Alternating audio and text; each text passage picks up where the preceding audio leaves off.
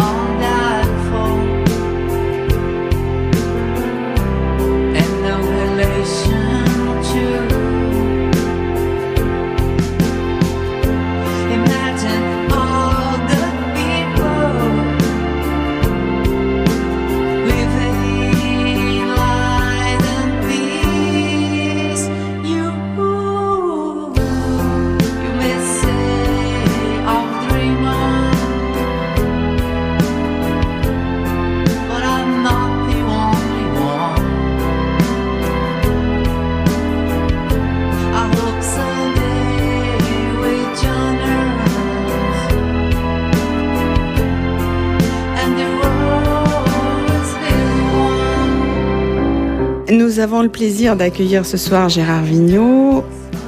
Donc, vous êtes un auteur, notamment du livre qui s'appelle « Le défi de la libre pensée ». Vous êtes président d'une association de libres penseurs du monde francophone. Est-ce que vous pouvez vous présenter avant qu'on aborde le thème de la libre pensée ? Oui, bonjour, merci de m'inviter. Commençons par le début. Alors on peut dire que approximativement entre 8 et 14 ans, j'ai eu un conditionnement religieux catholique, malheureusement banal pour mon époque. J'étais croyant en un Dieu, mais assez rapidement ennuyé par les rituels et les soi-disant bonnes paroles répétitives.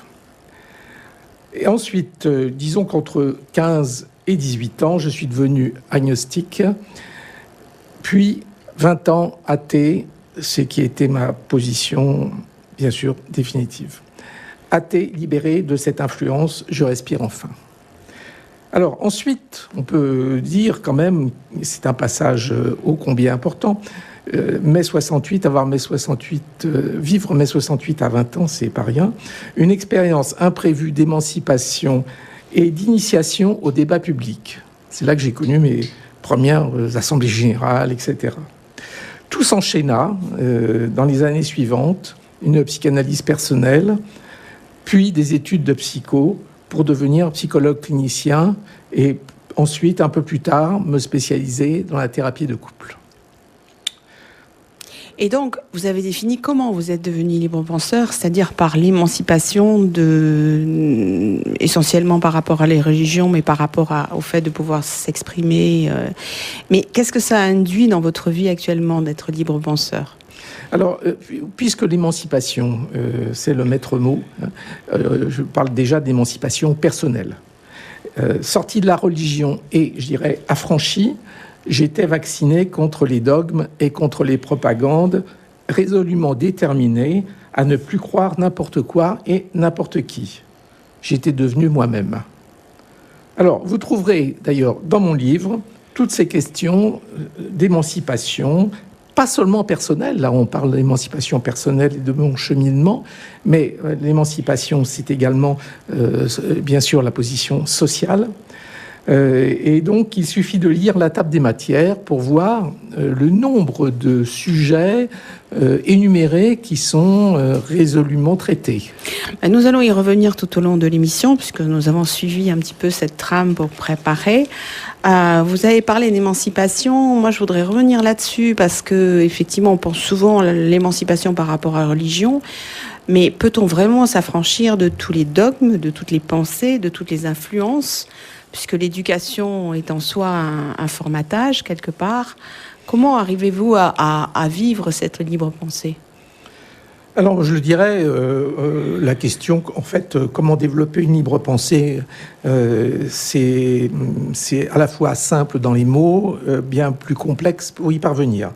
Alors, les idées et les pensées ne doivent pas être fondées sur les dogmes. Ça, c'est vraiment la base que nous entendons, mais sur la réflexion, sur la logique, sur la raison et l'observation. Les libres penseurs sont traditionnellement non violents, on peut dire ensuite et aussi bien sûr, militants pour les droits de l'homme, on le voit depuis le 19e siècle, et contre les injustices. Alors le maître mot émancipation n'est pas si simple, c'est pas si simple de s'extraire des idées ambiantes qui nous ont accompagnés depuis le plus jeune âge, avec la famille, tout l'environnement social, les coutumes et les modes de vie proposés. Justement, ma question, c'était personnellement, parce qu'on va revenir sur toutes ces valeurs et sur tous ces principes que vous énoncez. Dans votre vie quotidienne, est-ce que vous remettez en question constamment les choses ? Quel est votre type de réflexion pour être libre penseur ? Oui, alors, ceux qui me connaissent, ils disent qu'effectivement, je suis pas très facile à convaincre et que je reste, je dirais, sceptique et toujours... de toute façon, quand j'adopte une idée, il me faut le temps. Ça va pas, c'est pas d'emblée, quoi. J'y réfléchis. Et là, je suis un peu long à la détente parce que je me suis fait prendre une fois largement. Donc, maintenant, je suis bien plus attentif. Ça, il en est aucun doute. Je suis resté sceptique. Donc nous allons évoquer plus largement l'association des libres penseurs du monde francophone. Donc vous en êtes président. On retient des mots comme faire prévaloir les principes et les valeurs humanistes, raison, paix et laïcité institutionnelle telles que définies par la loi de 1905 sur la séparation de l'Église et l'État. Et voilà, j'aimerais que vous nous résumiez un petit peu l'historique, l'objectif, la mission, l'organisation, et on reviendra sur les valeurs ultérieurement. Alors, revenons dans l'histoire. Les libres penseurs sont héritiers de l'humanisme du siècle des Lumières, du XVIIIe siècle, et bien sûr de la Révolution française. Rien n'aurait pu se faire sans l'un et l'autre. Alors les premiers, il faut quand même noter, les premiers libres penseurs en France, puisqu'ils étaient des personnalités comme Victor Hugo, Auguste Blanqui, Émile Zola, Jean Jaurès, Anatole France, Louise Michel. Donc ils ont été les précurseurs du courant et de la démocratie laïque, telle qu'elle existe en France. Laïque puisque notre pays, nous avons eu l'avantage de commencer de faire naître une vraie laïcité. Et beaucoup de pays européens maintenant, et pas qu'européens, essayent de reprendre notre cheminement de la laïcité et de notre loi de 1905. C'est-à-dire que vous étiez... vous m'avez expliqué d'abord que vous êtes parti des Alpes-Maritimes. Moi, j'aimerais savoir si le mouvement des libres penseurs a une ampleur départementale, régionale, mondiale. Est-ce que c'est des petits clubs ou est-ce que c'est une grande fédération? Comment vous vous organisez?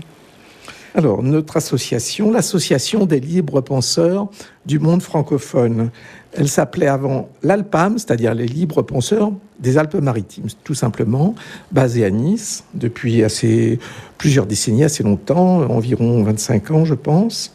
Et depuis 5 ans, nous avons changé le nom de cette association pour correspondre davantage aux adhérents qui sont maintenant avec un horizon beaucoup plus varié, puisque grâce à la visioconférence, nous avons adhérents en Californie, au Canada, en Égypte, et bien d'autres encore, et en France, bien sûr, disséminés en France. Donc, voilà, je sais bien sûr par expérience qu'il y a d'autres groupes de libres penseurs.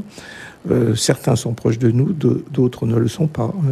Et ces visions ont pour but d'échanger sur des thématiques précises, d'avoir des débats, de présenter des livres?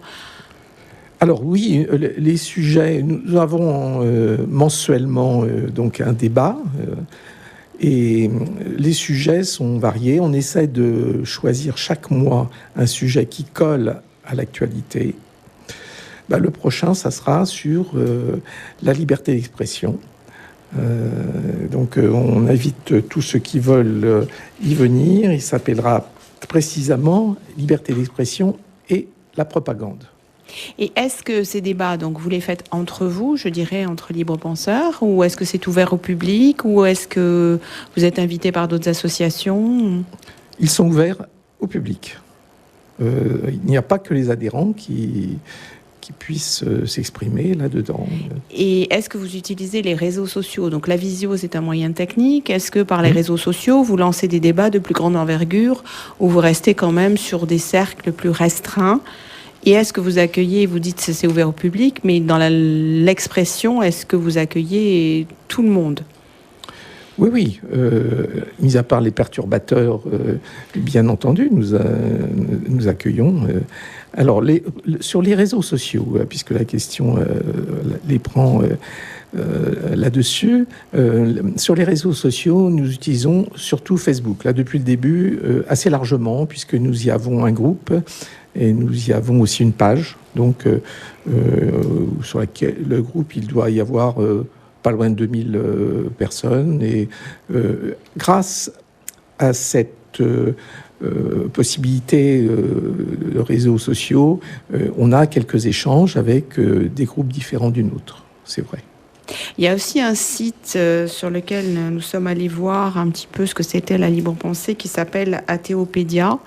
Ce site développe quand même beaucoup, en apparence, un anticléricalisme fort.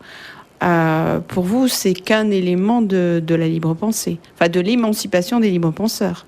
Alors, Joël Bourrez, qui a monté ce site, fait partie de notre groupe. C'est quelqu'un que nous apprécions beaucoup. Et nous sommes très proches de Athéopédia. Hein. Athéopédia, bon, on ne peut pas dire qui fait l'apologie des religions, ça c'est sûr. Mais on essaie. Mais je dis ça parce que on est indépendant, on se permet des critiques, pas de violence. Nous n'avons aucune violence. Nous ne sommes pas comme certains intégristes religieux. Nous n'avons aucune violence et on a la critique tout à fait libre. Voire le blasphème libre aussi, ça fait partie de nos libertés fondamentales. Hein.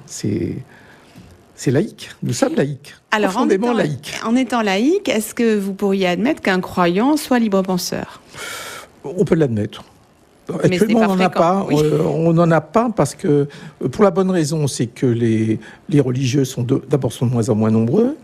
Ceux qui restent sont assez traditionnalistes, on pourrait dire, et qu'ils n'ont pas trop envie de discuter avec nous. Mais dernièrement, à Paris, là, moi j'ai assisté à un débat avec, je ne sais plus son nom, mais il a écrit un livre sur les 1001 raisons de croire, par exemple. Il avait invité un athée, il y a eu un débat là-dessus. Donc on n'est pas fermé au débat avec les religieux, hein, mais bon... Par contre, vous vous opposez à toutes les violences, y compris à les religieuses. Donc, est-ce que vous prenez position publiquement contre des violences religieuses ou autres ? Bien entendu, absolument. Oui, absolument. Ça fait partie de votre engagement aussi. Ah, oui. Pas uniquement de débattre, mais de prendre position. Oui. On a fait un certain nombre de communiqués de presse et nous en avons...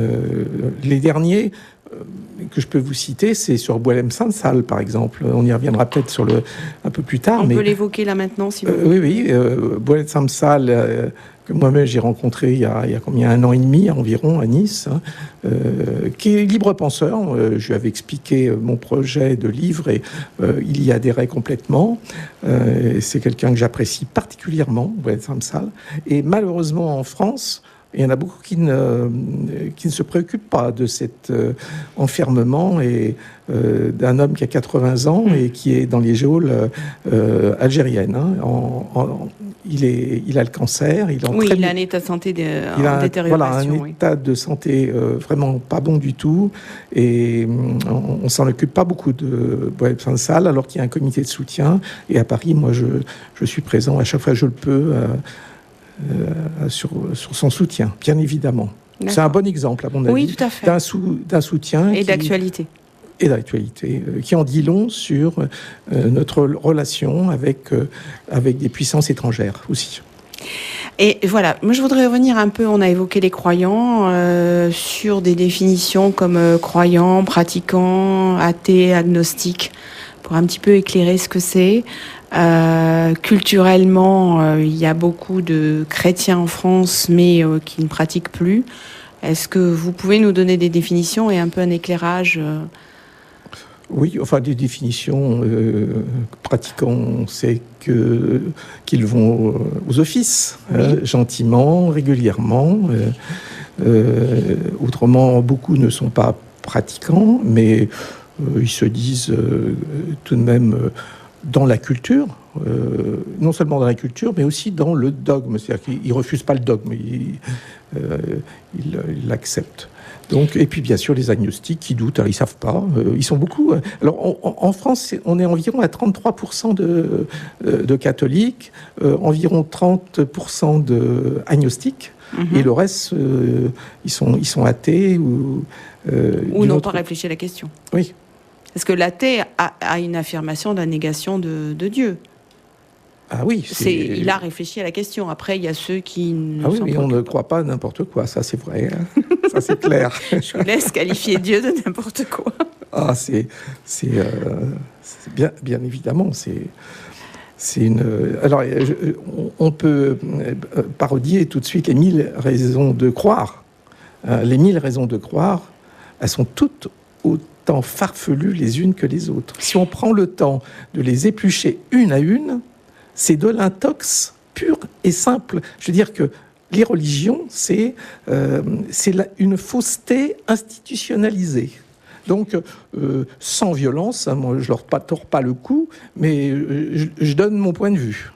Alors justement, en préparant cette émission, j'ai pensé à 2 citations qui sont l'une de Malraux, le XXIe siècle sera spirituel ou ne sera pas, et bien sûr la fameuse citation de Karl Marx, la religion c'est l'opium du peuple. Donc j'aimerais bien avoir vos réactions par rapport à ces 2 citations. L'un étant du 19e, l'autre du 20e, l'un parlant du 19e et du futur, et l'autre parlant du 20e et du futur aussi. Oui, bon, Marx, c'est une citation effectivement très connue, hein, à laquelle j'adhère complètement. Hein. C'est vrai que l'opium du peuple, c'est sans adhérer au dogme marxiste, j'y adhère. Quant à Malraux, alors Malraux, on sait comment était Malraux, hein, dans une hystérie majeure et s'emportant à la moindre occasion. Mais il s'est profondément trompé sur l'Europe. Par contre, on peut l'entendre ailleurs. C'est-à-dire qu'effectivement, si on va en Afrique, que je connais un peu, et là, c'est pas pareil. Je veux dire que les croyances, on croit en tout et n'importe quoi, et on en est dans une situation dramatique, en particulier au Sahel. Donc, il y a, même aux États-Unis, la croyance diminue, contrairement à ce que certains veulent faire croire. Hein, il y a une augmentation régulière des athées aux États-Unis. Au Canada, c'est quasiment le niveau de l'Europe, hein, bien évidemment. Donc, je parle du Québec. Quant aux États-Unis, maintenant, les athées arrivent à 20%, et ils sont à 33% en France. Donc, mais il y a montée de certains mouvements, comme par exemple les évangélistes, qui souligne aussi un mouvement politique, pas un remplacement, je dirais, c'est-à-dire un remplacement des religions existantes, en partie, parce qu'ils ne remplacent pas tout, mais ils remplacent une partie. La religion protestante, maintenant, effectivement, elle est complètement saturée par les évangélistes. Oui, qui sont une branche du protestantisme. Aux États-Unis, et puis dans certains pays d'Amérique centrale et du Sud. Également. Et... donc pour vous, il n'y a pas plus de recherche de spiritualité de la part de l'humanité? Ah non. Pour moi, ça fait partie des contre-vérités notoires. C'est-à-dire qu'il y a... la spiritualité n'est pas du tout, je veux dire, une nécessité pour être équilibré, mais pas du tout. Moi qui suis psychologue, je sais quand même c'est pas du tout dans l'essentiel d'une personnalité. Alors dans certains cas, moi j'ai déjà vu des malades mentaux qui entraient tardivement à l'église, c'est-à-dire qu'ils n'avaient pas eu de culture, et qui réussissaient à trouver un équilibre, parce qu'ils sont environnés, on leur dit comment faire, etc. Ils vont dans les rituels, et ça peut les renforcer un petit peu. Mais autrement, non, c'est pas du tout une aide. À mon avis, c'est tout le contraire, quoi. On en ressort... on ne ressort pas très bien.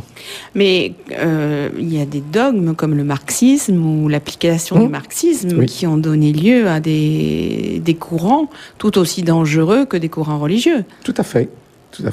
Là, je suis complètement d'accord. C'est bien pour ça qu'on répète que nous sommes contre les dogmes, quelque nature que ce soit. Et c'est un package comme ça qu'on offre, c'est à prendre ou à laisser. C'est possible d'être contre tous les dogmes ? Ben oui. Bon, je vous crois. Alors, je comprends votre curiosité. Oui, c'est la curiosité. Elle est légitime. Hein. Ça paraît compliqué. Elle est complètement légitime. On voit les influences qu'on peut percevoir de partout. Alors, dans les influences et les relations, est-ce qu'on peut vous relier à la franc-maçonnerie ? Quels sont vos liens avec eux ? Ou est-ce que c'est un mouvement parallèle ou avec des mouvements avec qui vous avez des affinités ? Parce qu'il y a beaucoup d'athées chez les francs-maçons. C'est vrai. Oui. Surtout, je dirais, au 19 et 20e siècle, ils ont aidé d'une certaine façon à se libérer de la religion, bien que certaines obédiences sont religieuses. Hein, ça, il ne faut pas l'oublier. Hein, et certains continuent de jurer sur la Bible, etc. mais d'autres s'en sont libérés. Et maintenant, nous avons là, j'ai été invité il n'y a pas longtemps à un déjeuner pour présenter des francs-maçons pour présenter mon livre. On a quelques échanges avec eux, mais voilà, ça s'arrête là. Ce qu'il faut remarquer, c'est que les francs-maçons, ce qu'ils appellent faire circuler la parole, la libre parole. C'est ça, on se reconnaît là-dedans. Et d'autres mouvements comme les néo-féministes, est-ce que vous pourriez trouver des affinités avec la libre pensée, ou c'est un mouvement qui a aussi pour vous beaucoup de dogmes? C'est-à-dire que là, on aborde quelque chose de complexe, en particulier le wokisme, par rapport à ces gens. Le wokisme dépasse le féminisme, hein, mais... Oui, mais enfin, c'est compliqué. Hein. En quelques minutes, on ne va pas en sortir là-dessus, mais le wokisme, d'une certaine façon, reprend un certain nombre d'idées religieuses, de contraintes morales, etc., que moi, j'y adhère peu. Je ne peux pas dire que non à tout ce qu'ils disent, hein, mais globalement, j'y adhère très peu au wokisme. Et donc, les néo-féministes, j'ai pas autant je suis pour l'émancipation des femmes. Alors ça, c'est formidable. Je l'ai vécu de mon vivant, et c'est une évolution extrêmement intéressante. D'ailleurs, depuis 50 ans, un grand chemin est fait. Voilà ce que je peux en dire. C'est ça l'essentiel pour moi. D'accord. Nous reviendrons effectivement sur des valeurs, sur l'humanisme, sur la spiritualité athée dont certains parlent et qu'on n'a pas évoqué. Mais auparavant, nous prenons le temps d'une pause musicale. Femme, vie, liberté du groupe Blonde.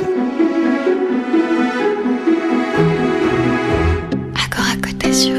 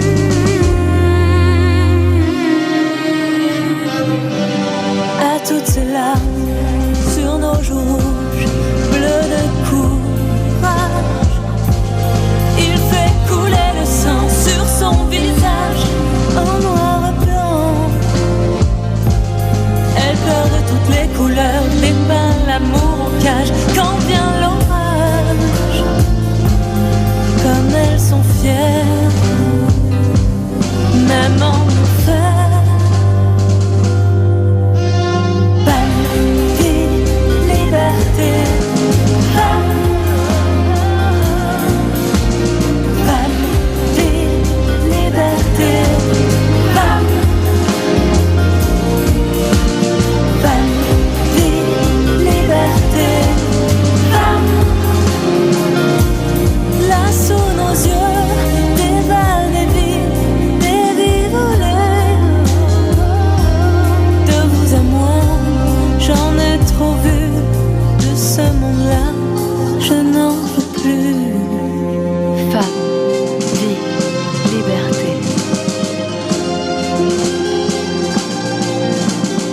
Nous poursuivons ce soir notre émission Parlons des droits humains consacrée au thème de la libre pensée avec Gérard Vigneault de l'Association des libres penseurs du monde francophone. Donc Gérard Vigneault, en première partie, vous avez présenté un peu qui vous êtes déjà, ce qu'est la libre pensée. Nous avons vu un certain nombre de définitions. Nous avons fait également un tour rapide de l'état de la société française, donc grosso modo 1/3 de croyants, 2/3 d'agnostiques ou d'athées. Et j'aimerais, pour rentrer un petit peu dans le problème de ce qu'est la société aujourd'hui, que vous nous disiez, selon vous, quel poids représentent les institutions religieuses et philosophiques aujourd'hui.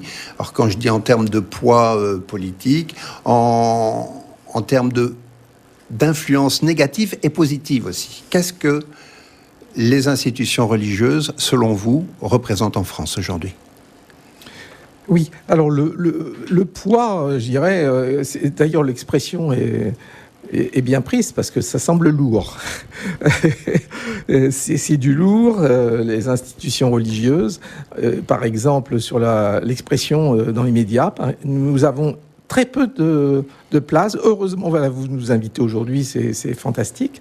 Mais dans les grandes télévisions d'État, même les radios, très souvent, il y a très peu de place pour les non-croyants. Il est très clair que ça dépasse les 9/10 du temps qui est consacré à la réflexion, je dirais, personnelle là-dessus, qui est pris par les religions.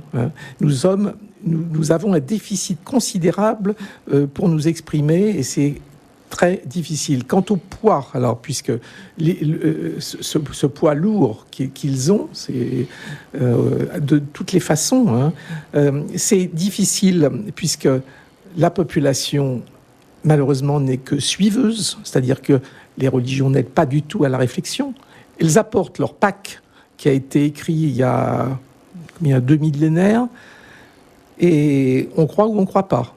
Alors, sur des petits sujets, à la limite, sur la marge, on peut discuter sur les petits sujets, mais enfin, globalement, ils sont très réactionnaires et ils tirent dans le sens en arrière pour évoluer le moins possible, pour freiner le progrès. Donc, là-dessus, là aussi, c'est très lourd à porter pour la population. Vous avez une vision effectivement très arrêtée sur le rôle et le poids des religions. Oui. Vous faites référence à ce qui a été écrit il y a 2000 ans, mais il n'y a pas que le christianisme, oui. L'islam, le judaïsme, l'hindouisme, les animismes différents, le shintoïsme, etc.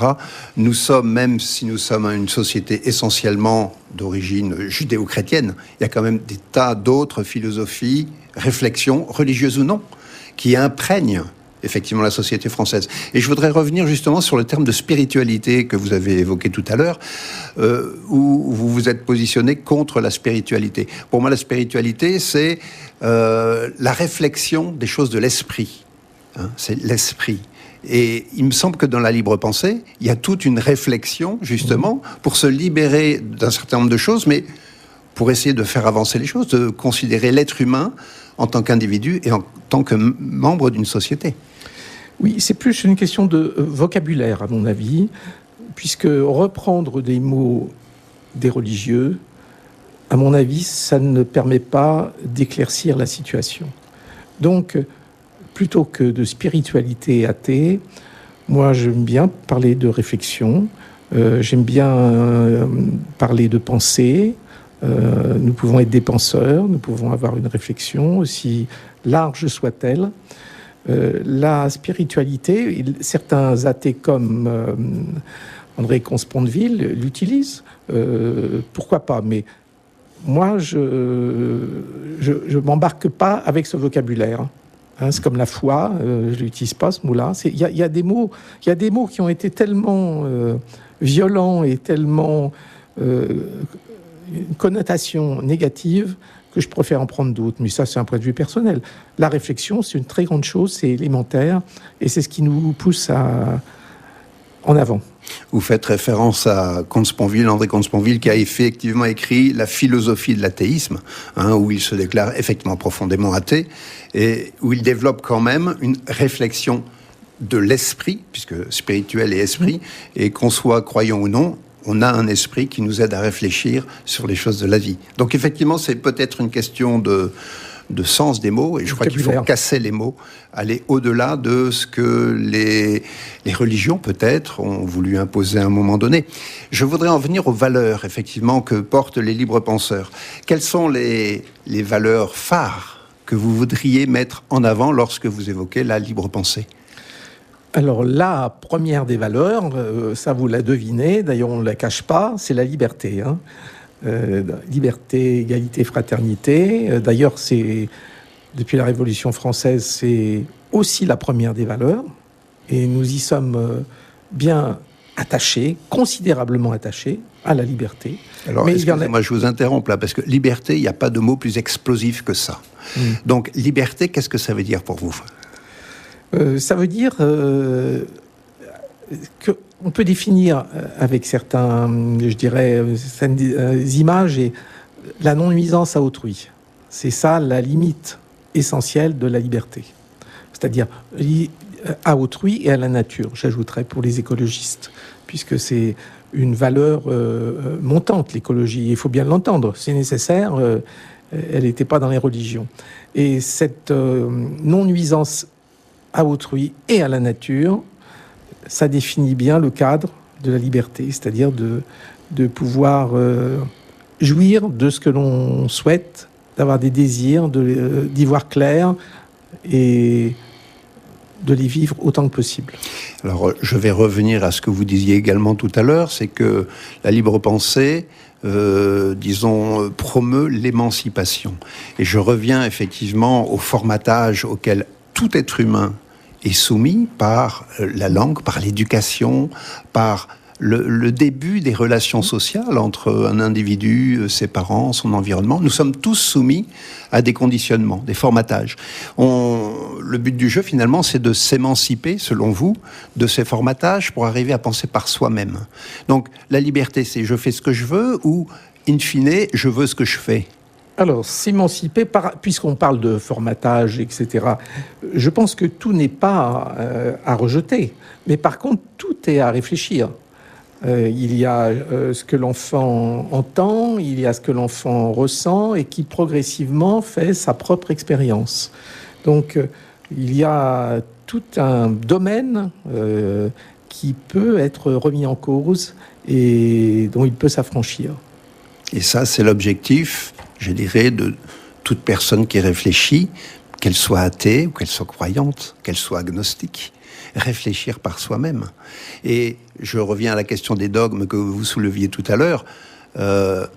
Qu'on soit croyant ou non, on se doit de réfléchir à ce que nous sommes dans la vie, sans gober effectivement toutes les bonnes paroles qu'on peut trouver à droite ou à gauche sur le bord du chemin, qu'elles soient religieuses ou non. Oui, exactement, oui, mais donc les religieux reprennent l'essentiel du dogme. Les agnostiques ont une réflexion, mais qui est quand même, à mon avis, pas complètement aboutie, puisqu'il reste sur une interrogation. Est-ce qu'il existe ? Oui, alors on va dépasser la notion religieuse. Le terme dogme, est-ce que les articles de la Déclaration universelle des droits de l'homme, sur lesquels vous vous basez, de 1789 d'abord, ou de 1948, est-ce que ces articles sont des dogmes, selon vous ? Non, ce sont des règles, moi je dirais plutôt des règles minimales, plutôt que les dogmes qui sont maximaux, parce que qui régissent l'ensemble de nos vies. Oui, on peut dire que les êtres humains naissent libres et égaux en dignité et en droit, c'est un dogme. Et pourtant, c'est le premier article de la Déclaration universelle des droits de l'homme. C'est une règle, à mon avis. Moi, je l'appellerais... l'égalité de droit, elle est fondamentale. Si on n'a pas cette règle-là, ça ouvre la porte à la barbarie, ça ouvre la porte à l'esclavage, etc. Donc, c'est une règle tout à fait essentielle. D'accord. Et je l'accepte. Et je crois que chez les libres penseurs, nous l'acceptons tous. Je ne veux pas parler pour tout le monde, mais... D'accord. Liberté, égalité, fraternité, vous avez d'autres valeurs fortes ?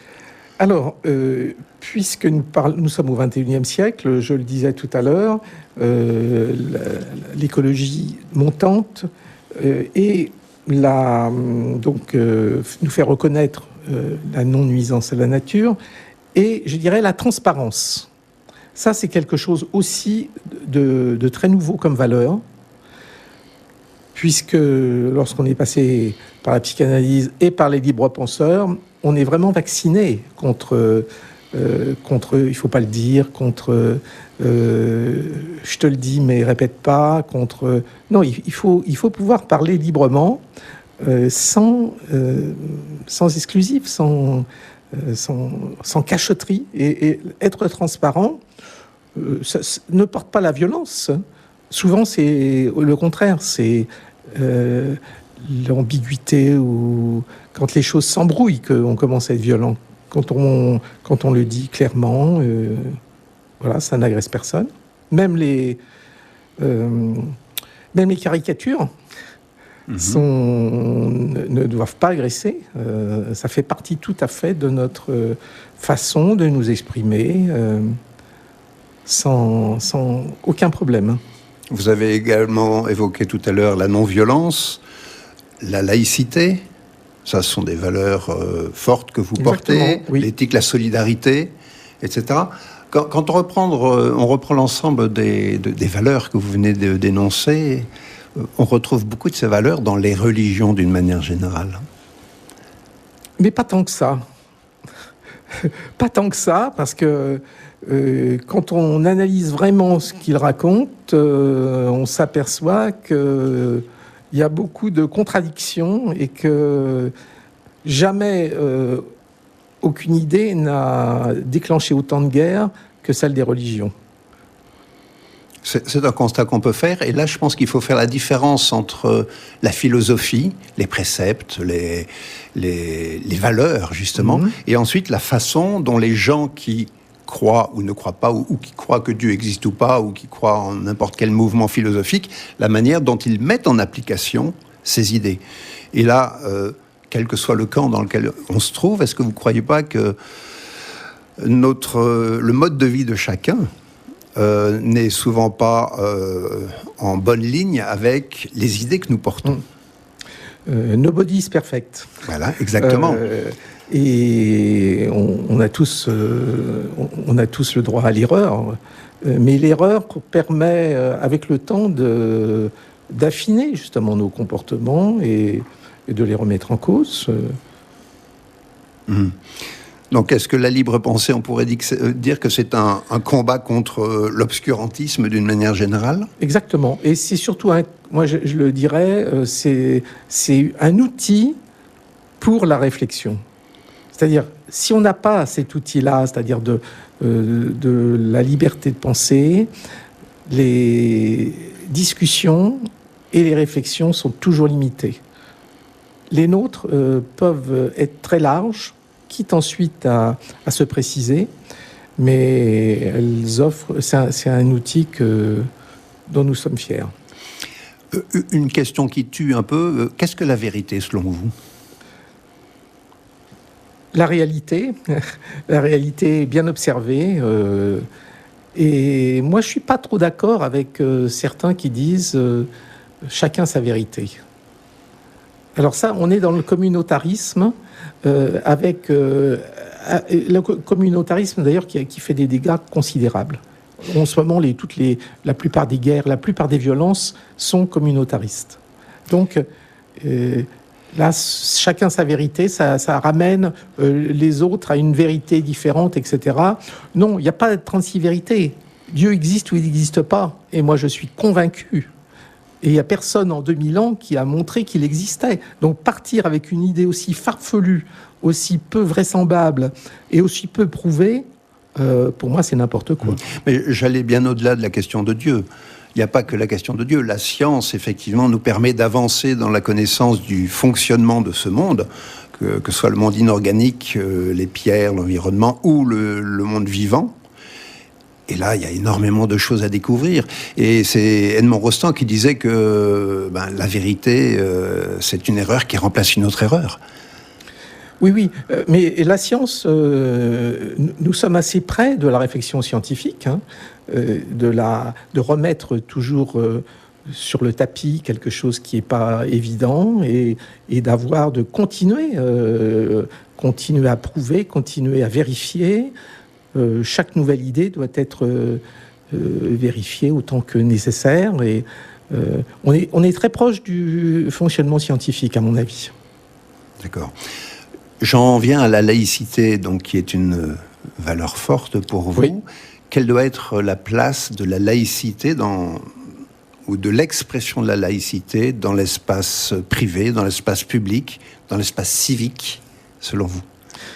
Alors, la laïcité a été un progrès considérable. Si on remonte dans le temps et qu'on revient à l'Ancien Régime, et cette collision entre la monarchie et la religion était telle qu'elle bloquait complètement l'évolution de la société. Heureusement, le XVIIIe siècle a amené quelque chose de différent, et la suite, le XIXe siècle, et la laïcité en France, par exemple, elle apporte vraiment une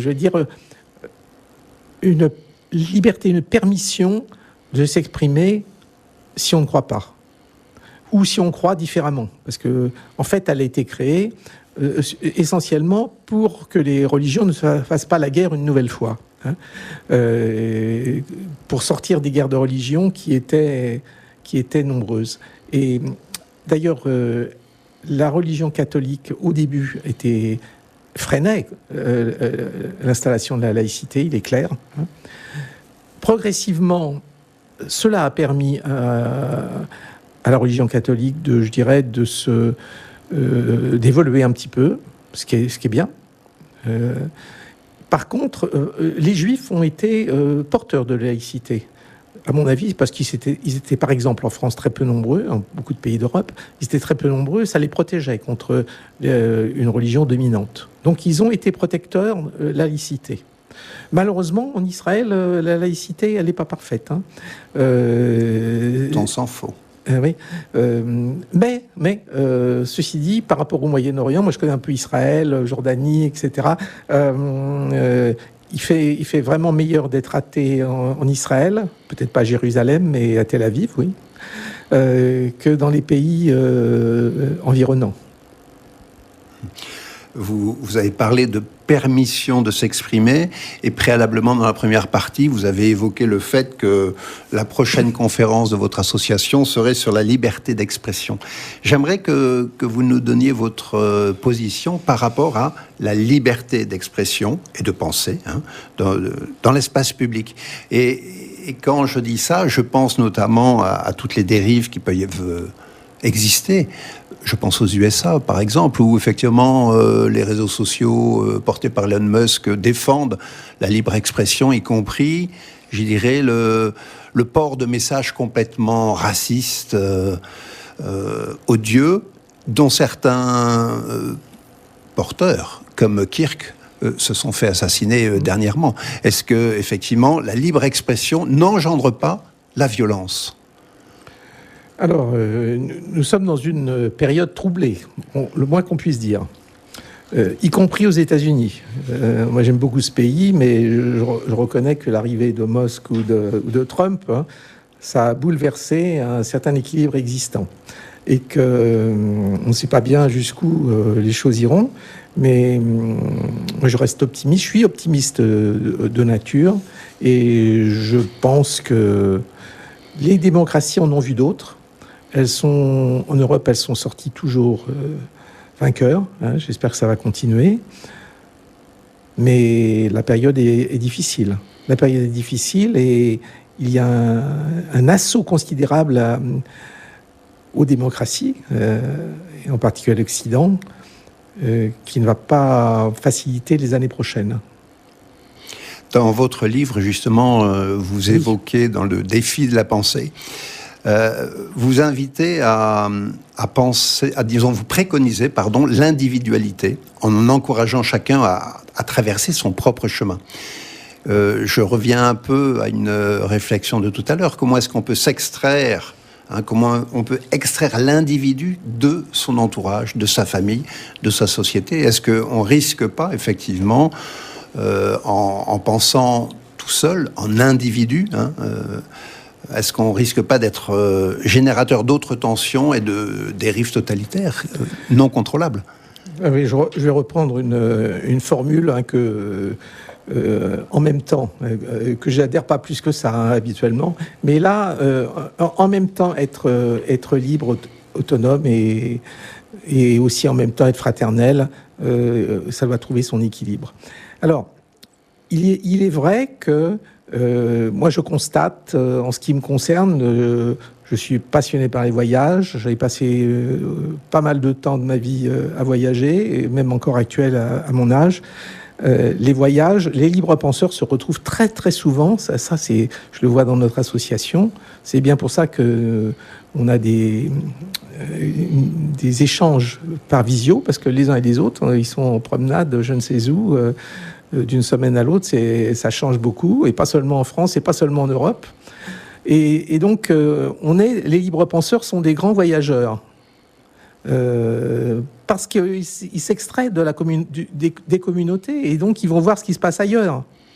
Et ça, je veux dire, ce sont des expériences assez fondamentales. Ça ne veut pas dire qu'on n'a pas d'amis, qu'on n'a pas d'affection pour les proches, etc. Il doit y avoir un équilibre avec la fraternité, à mon avis. Alors, dans votre livre, il y a également il y a beaucoup d'aspects. Il y en a un, puisqu'on n'a plus énormément de temps, que j'aimerais que vous nous éclaircissiez. Vous parlez de choc des civilisations. Qu'est-ce que vous entendez par là, et qu'est-ce que vous visez particulièrement? Alors, c'est un très gros... En 2 minutes. Hein. Oui, c'est un très gros problème, puisque il est vrai qu'en ce moment, moi, je prends l'exemple du Sahel. Le Sahel est en très mauvaise posture. Il y a une propagande russe intense en Afrique, hélas, qui fonctionne bien. Elle fonctionne un petit peu en France, et elle fonctionne très bien en Afrique, et dans certains pays du Moyen-Orient. Et donc, cette propagande russe, par exemple, elle est profondément anti-occidentale.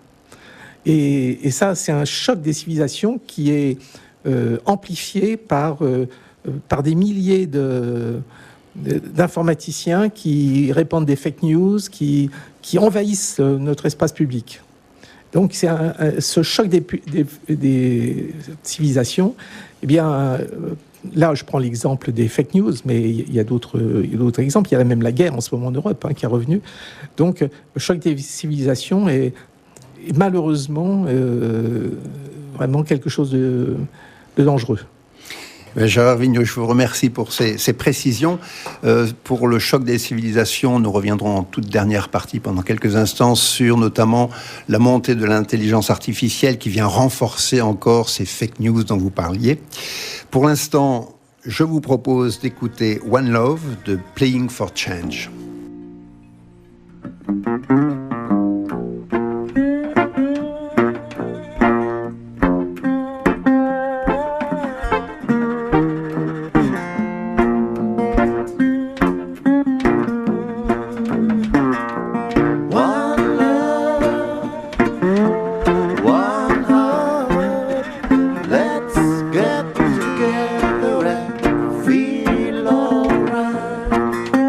Let's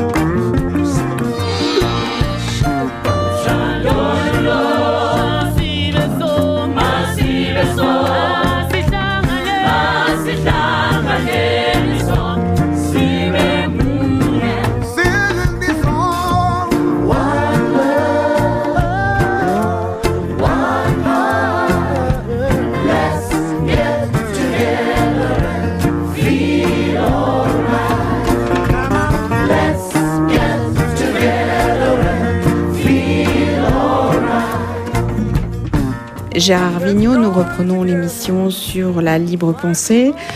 Précédemment, nous avons abordé l'intelligence et là, on voudrait parler brièvement de l'intelligence artificielle. Quels sont les défis qui sont lancés par cette IA et sa place de la pensée dans la future société? C'est d'abord un outil, l'IA. C'est-à-dire que c'est un outil utile, c'est un outil merveilleux si on l'utilise bien, parce qu'il a des limites très vastes. Et donc, il aide considérablement ceux qui font de la recherche, des études, etc. En médecine, c'est une aide. Les médecins disent l'IA est meilleure que moi. Des bons médecins qui disent ça. Donc, il ne faut pas jeter tout dans l'IA, mais par contre, il faut rester sceptique. Toujours, le maître mot. Toujours. Et quels sont les combats qui vous semblent les plus importants aujourd'hui? Quelles sont vos futures actions, vos grandes préoccupations dans un avenir proche? Je vais vous donner un exemple. Bien sûr, c'est la liberté. Et Bouaid Samsal, on le répète, on adhère complètement au combat pour le libérer. Donc, et quand on voit de près Bouaid Samsal, ceux qui essayent de l'aider, ça détermine bien ce qu'ils sont. Et ceux qui ne veulent pas en parler, ça détermine aussi bien ce qu'ils ne sont pas. Voilà. Et je dois finir quand même pour vous dire que votre radio, l'Agora, c'est un nom merveilleux. C'est un nom merveilleux, c'est un nom qui évoque bien sûr les débats publics, les premiers débats publics. Nous avons des racines qui ne sont pas simplement judéo-chrétiennes, mais aussi grecques. Et les libres penseurs revendiquent ces origines-là. Donc l'Agora, la discussion des citoyens en débat public, au XXIe siècle, c'est toujours d'actualité. Ô combien. Merci pour cette conclusion, Gérard Vignot. Et un mot pour notre prochain débat. Et un mot pour votre prochain rendez-vous. Voilà.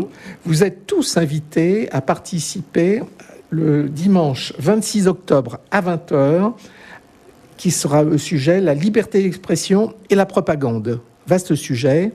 Et pour vous inscrire, le mail librepenseur au pluriel du monde, tout collé, @gmail.com. Et merci beaucoup de votre invitation. Merci beaucoup. Donc, nos auditeurs pourront réécouter cette émission ou la télécharger sur le site d'Agora Côte d'Azur. Elle sera par ailleurs rediffusée le lundi 3 novembre. Et nous vous donnons rendez-vous pour notre prochaine émission Parlons des droits humains, le lundi 17 novembre, sur le thème de la précarité. À bientôt. Bonne soirée à tous.